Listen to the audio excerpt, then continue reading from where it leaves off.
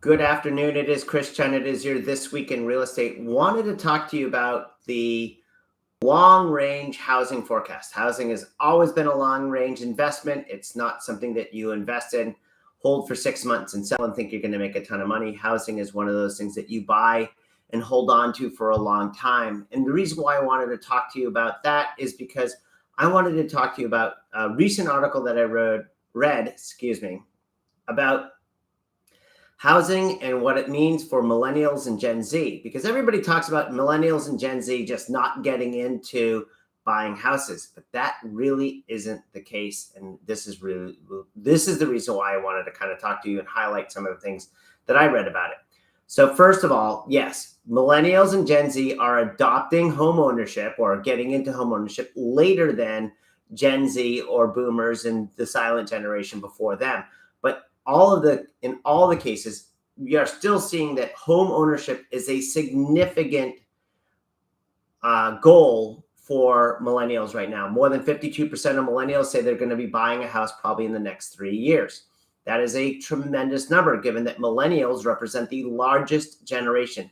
Everybody talks about baby boomers being the biggest generation, but as you know, populations keep growing, and that means that generations are keep getting bigger and bigger.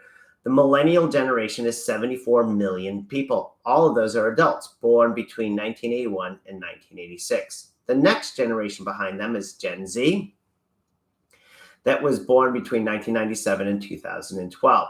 That generation is just getting into the home purchase sweet spot between 27 and 40 for their first home purchase.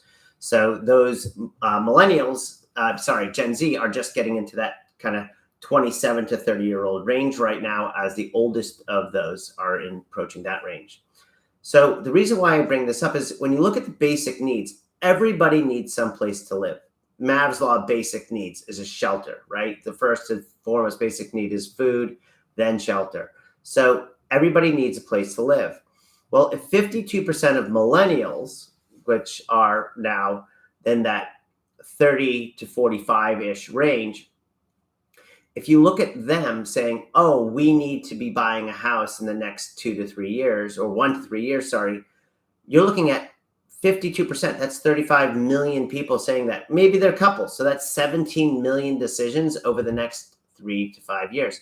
Well, that's not just people buying their first house. That could be buying and upgrading a second house.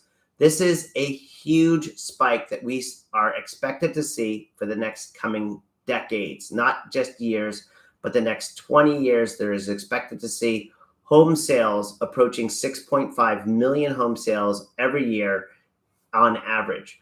So when you look at what we did last year at 4.06 million sales in 2024, the lowest number that we've seen since 2005, even lower than in the severe crash in 2008, we are looking at having an accelerated home recovery from where we are right now of numbers of sales, so that we're probably going to be seeing 4.5 million sales as soon as next year in 2026. And that number is going to be increasing significantly over the next decade. So if you're thinking about buying or selling a house and you don't want to compete with millions of other people, then maybe you should be thinking about doing that now. And if you're thinking about long-term investing, this wave of demand that is going to be coming through the market, we are already short on houses, and there's no way that new building is going to be able to keep up with that demand.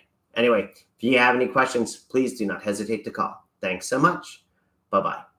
Oh, the dad joke of the week. Let me think. What is a good dad joke of the week?